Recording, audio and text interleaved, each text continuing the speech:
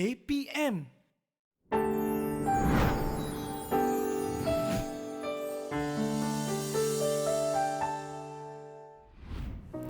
Assalamualaikum warahmatullahi wabarakatuh dan salam sejahtera.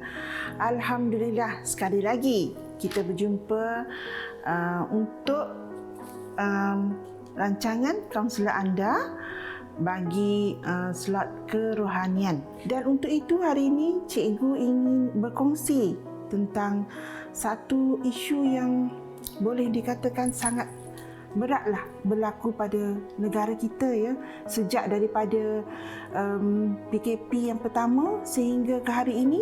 Isu ini seolah-olah makin meningkat, iaitu berkenaan dengan nyawa.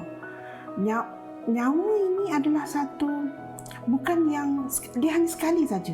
Nyawa ini adalah satu yang pada cikgu ialah sekiranya rakyat Malaysia terlibat dalam isu yang mengambil nyawa ini semakin ramai, maka negara kita akan banyak kehilangan orang-orang yang walaupun dia bukan orang penting, tetapi kita seolah-olah hilang satu sokongan pada sesebuah negara.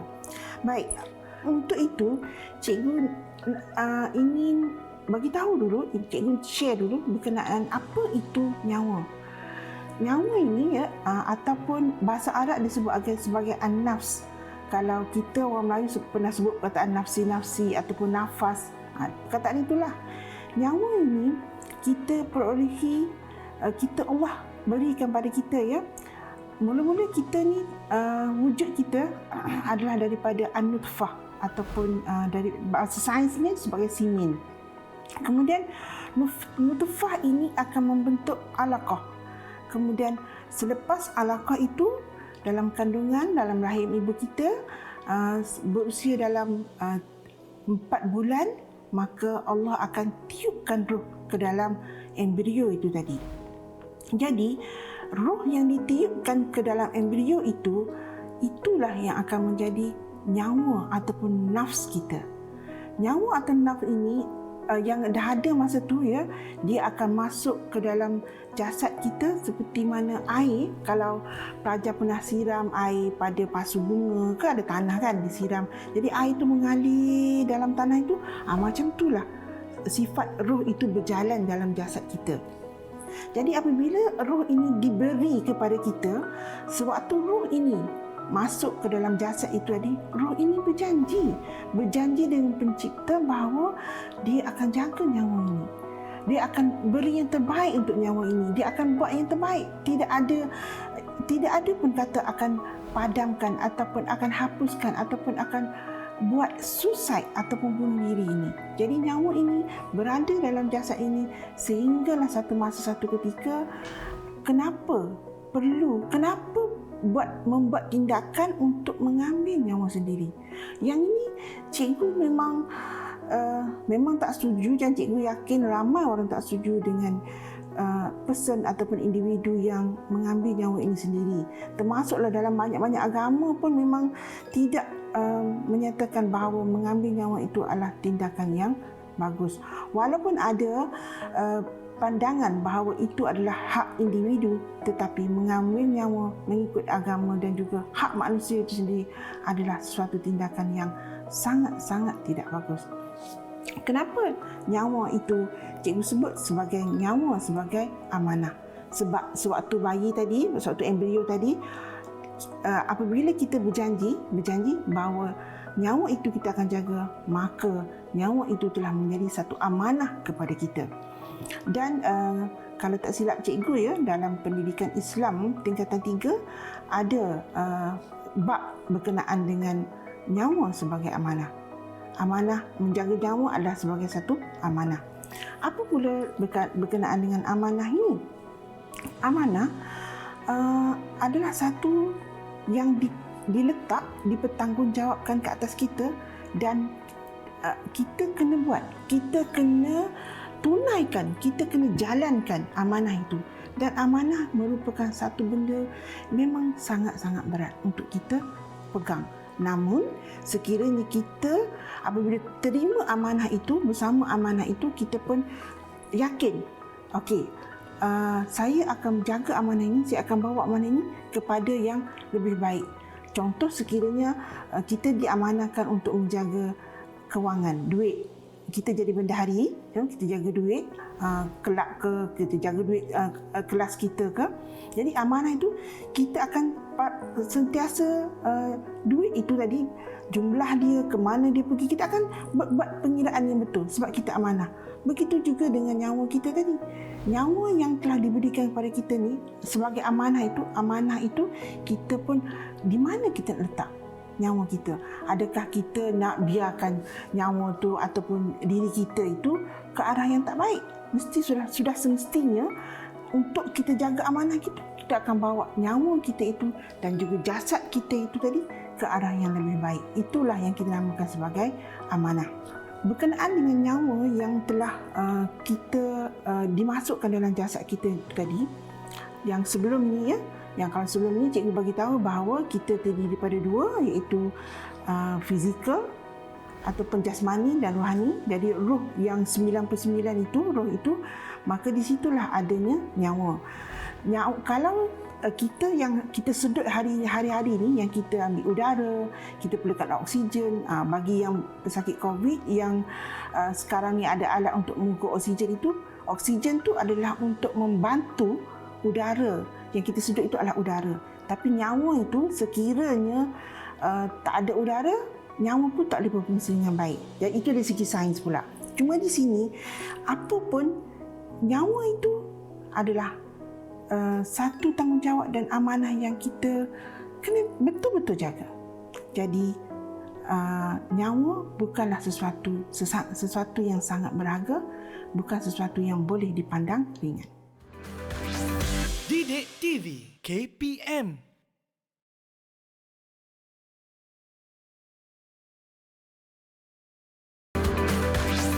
Didik TV KPM.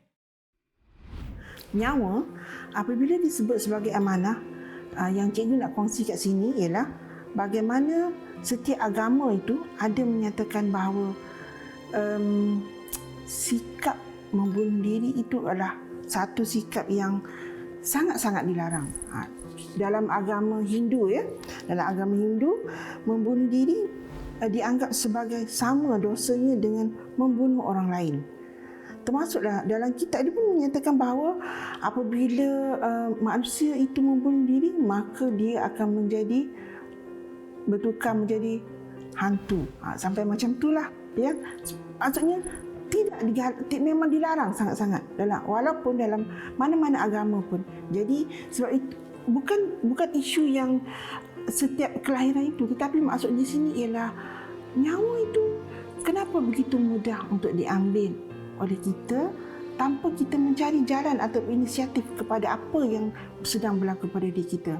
Memang dalam zaman yang macam ini dan tidak siapa sangka pun akan berlaku pandemik kepada seluruh dunia. Tidak ada siapa pun meminta benda ini berlaku. Namun dalam sesuatu benda apabila kita diuji, akan ada jalan-jalan penyelesaian untuk kita hadapi, bukan dengan cara kita mengambil nyawa kita sendiri. Sebab itulah cikgu tegaskan bahawa kenapa nyawa itu sebagai amanah. Apabila kita bawa amanah bagi sesiapa saja, apa pun jua bangsa, apabila anda diberi pekerjaan, anda jalankan tanggungjawab dengan baik, amanah itu, maka kita akan buat dengan terbaik. Begitu juga dengan nyawa kita sendiri. Kenapa nyawa dipilih sebagai satu amanah? Kerana amanah yang sebab kita tak nampak nyawa tu. Kalau mungkin pekerjaan kita akan nampak, tetapi apabila nyawa kita tak nampak, maka kita tidak menjadikan bahawa nyawa itu adalah satu amanah yang mesti kita jaga sama seperti kita menjaga amanah-amanah yang lain. Dan dalam Islam pula memang dah jelas dalam ayat yang disebut wala taqtulu anfusakum, dan kamu jangan bunuh diri kamu. Innallaha hakana bikum rahima, sesungguhnya Allah itu akan mendatangkan rahmat kepada sesiapa manusia yang menjaga amanah, menjaga nyawa sebagai satu amanah. Jadi kalau Islam memang jelas melarang tentang bunuh diri ini atau suicide ini. Begitu juga dengan agama-agama lain. Kenapa kita masih memilih jalan yang sedemikian? Baru-baru ni cikgu dapat satu video. Dalam video tu seorang yang memang berada di tempat yang memang kita katakan dia dalam proses untuk dia buat tindakan yang pada cikgu yang tak sepatutnya lah.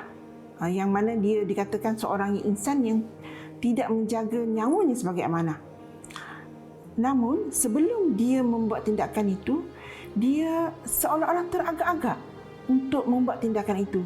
Jadi anyone, sesiapa saja, apabila ada rasa teragak-agak itu, maka pilihlah yang teragak-agak tu.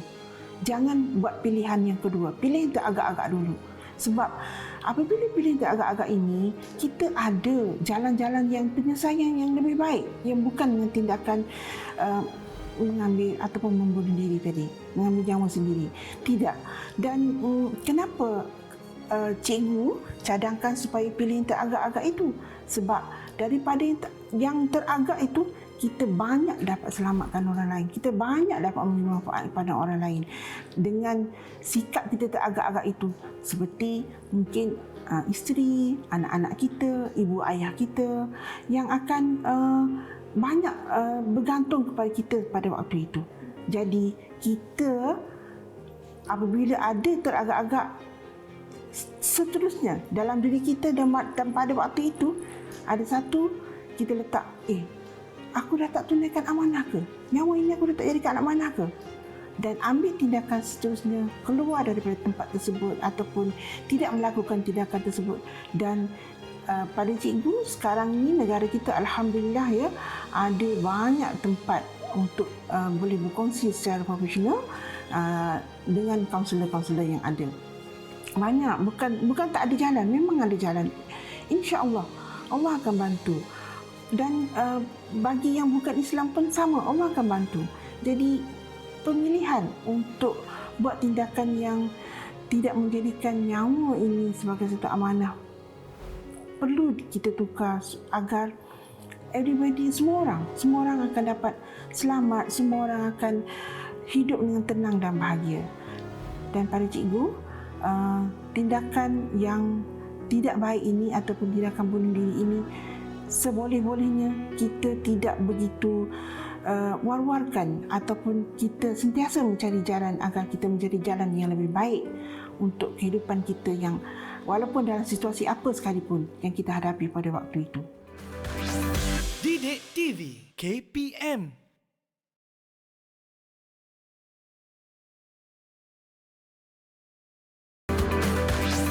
Didik TV KPM. Jadi, para pelajar, apabila disebut sebagai amanah dan juga nyawa sebagai amanah ini, maka pertama, cara untuk kita menjaga nyawa yang dikatakan sebagai amanah ini ialah pertama, jangan sesekali kita terlibat dengan perkara-perkara yang membahayakan nyawa kita. Kalau pelajar cikgu, biasanya mereka pelajar lelaki lah suka dengan motor. Apabila sudah ada lesen motor ataupun yang tak ada lesen sekalipun, apa yang mereka lakukan apabila dapat motor? Sama ada mereka merempit ataupun membuat aktiviti aksi-aksi seperti pacak ke, aksi yang konon-konon terbang ke, fly ke dengan motor. Ya, itu adalah di antara tingkah laku yang menunjukkan bahawa kita tidak menjaga nyawa sebagai satu amanah. Kemudian untuk menjaga amanah ini juga, menjaga nyawa sebagai amanah ini juga, kita tidak mengambil bahan-bahan terlarang seperti merokok ataupun dadah ataupun arak yang boleh mengakibatkan tubuh ini rosak, tubuh ini akan mendapat penyakit dan akhirnya nyawa yang telah diamanahkan itu pergi dengan asbab kepada benda-benda yang terlarang ini ataupun yang membahayakan ini. Pelajar-pelajar juga seboleh-bolehnya ya, di antaranya lah biasa yang berlaku kita lihat adalah perempuan atau pelajar perempuan ataupun murid perempuan ataupun wanita yang mudah diperdaya. Tetapi tidak semestinya. Jadi kita sebagai amanah, sebagai kita menjaga amanah untuk nyawa kita tadi ini, kita tidak membiarkan diri kita mudah diperdayakan oleh lain berlainan jantina tadi. Seterusnya, apa pun yang kita nak buat, kita tidak boleh terburu-buru dalam semua tindakan yang kita buat. Sekiranya tindakan kita, pemilihan yang kita buat, kita kena rujuk dengan pihak-pihak tertentu. Jadi bagi kita yang pada masa itu menghadapi masalah berkenaan dengan katalah kita, rumah tangga kita, isteri kita atau anak kita ada apa-apa yang menyebabkan kita jadi risau, kita runsing, kita tertekan, kita stres, ataupun kita mengalami depres sekalipun, maka mencarilah orang-orang profesional yang tahu berkenaan dengan psikologi atau jiwa ini. Jadi, jangan biarkan diri kita berada dalam situasi sehingga kita mengambil tindakan dengan menjadikan nyawa kita sebagai amanah itu kita abaikan. Kemudian yang perkongsian secara profesionalnya, carilah kaunselor. Ramai kaunselor sekarang ada di MPPKN ataupun di kementerian, di hospital-hospital pun ada kaunselor ini untuk anda berkongsi secara profesional, dan mereka boleh memberi nasihat secara profesional, kerana nyawa bukan sesuatu yang ada banyak. Satu je nyawa. Please, tolonglah, sayang diri kita, sayangi nyawa kita, dan sentiasa mencari jalan untuk tenang. Sewaktu fikiran kita mungkin serabut suatu ketika, maka kita melihat alam sekeliling kita. Dan pada cikgu lah, zaman sekarang ni banyak gambar-gambar yang menarik yang boleh menenangkan kita, yang walaupun hanya kita tengok dekat handset saja pun, tapi itu juga adalah di antara salah satu cara untuk kita menenangkan diri kita. Dan jangan biarkan diri kita berada dalam satu keserabutan kelompok itu, kita simpan benda tu. Cikgu boleh bagi contoh ya, kalau kita stres ataupun kita ada masalah, contohnya ambil air, masukkan dalam satu botol dan pegang botol tu lama-lama, macam ni, pegang lama-lama. Kalau tangan tu rasa lemah, maksudnya kita kena lepaskan botol tu. Macam tu jugalah, apa juga masalah, kita kena lepaskan. Cara untuk lepaskan tu, mungkin macam cikgu cakap tadi, kita cari rakan baik kita kongsi, ataupun kita cari kaunselor. InsyaAllah kaunselor akan membantu. Kaunselor ini akan membantu. Apa yang kaunselor boleh buat? Kaunselor ialah membantu, dibantu bagi torchlight, dibantu bagi kompas, dan kita nak akan selesaikan masalah itu, InsyaAllah. Dan semuanya itu boleh diakhiri, kita minta doa. Dan Nabi pun ada kongsi satu doa untuk kita hilangkan rasa resah ini tadi, iaitu Allahumma inni a'udzubika minal hammi wal hazan wa a'udzubika minal ajzi wal kasal wa a'udzubika minal jubni wal bukhl wa a'udzubika min ghalabatid dain wa qahrir rijal. Doa ini adalah boleh diamalkan bacaan 3 kali di waktu pagi dan 3 kali di waktu petang atau malam. InsyaAllah Allah akan cabut segala kerunsingan ataupun huzni ataupun hazan daripada hati kita. Jadi kena amalkan. Itulah yang dikatakan kita rapat dengan Allah, minta doa dengan Allah untuk kita tidak mencari jalan untuk mengambil nyawa ini tadi. Jadi ya, nyawa sebagai satu amanah ini pada cikgu bukan hanya murid yang kena jaga, semua dan sesiapa saja di luar sana yang mendengar ini, cikgu mohon sangat-sangat, tolonglah nyawa yang Allah bagi pada kita ini, tak kisahlah apa jua bangsa, tolonglah jaga dia dengan baik. Kemudian apa pun carilah jalan penyelesaian, bukan dengan jalan mengambil nyawa sendiri. Semoga perkongsian cikgu pada hari ini akan dapat memberi manfaat kepada para pelajar ataupun sesiapa saja di luar sana yang mendengar dan mendapat manfaat daripada apa yang cikgu kongsikan pada hari ini. Itu saja untuk episod kali ini. Semoga kita berjumpa di lain waktu, di lain masa, insya-Allah. Assalamualaikum warahmatullahi wabarakatuh.